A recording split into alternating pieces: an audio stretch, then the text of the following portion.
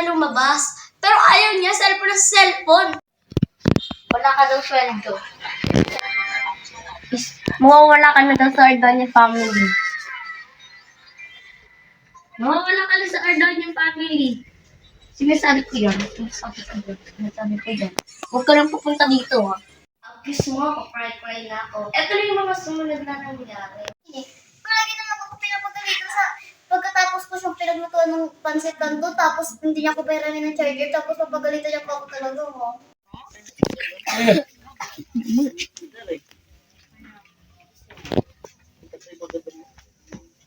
Ano?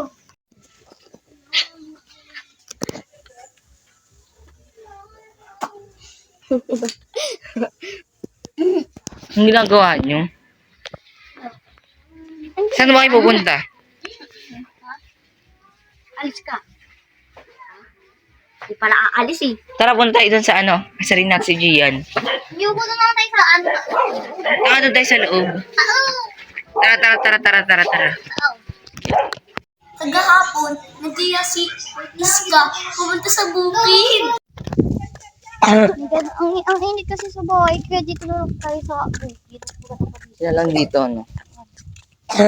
Bukod sa hangin, sariwa pa. Sariwa, parang isda. Tingnan nyo, ang gaganda ng mga ano, oh. Malawak kasi yung bukid. Dati nakikita mo. Hulaan mo na dito, hulaan mo dito, mariset kung asan dito yung bukid natin, bukid ni tatay. Kung asan dito yung Alam ko kung saan. ay yung mga pali ni tatay. Alam ko kung saan. Naputik-putikan pa nga kami. Kung nagpunta kami, si tatay inutusan kami magkumuha ng magtanim ng mga ganun-ganun. Ganun kami. Kami nila Julia, oh. My God, putik na putik hanggang dito. Alam ko kung saan. Saan?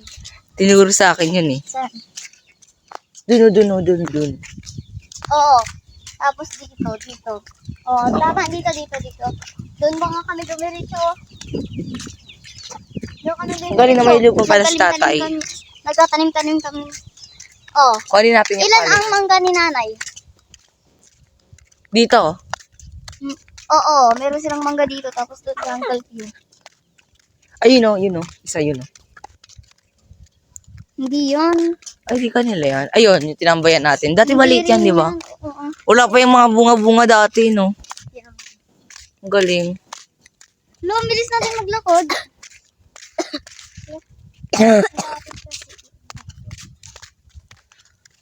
Alam mo, no? Binabay pa namin ito. Para mag-picture ka.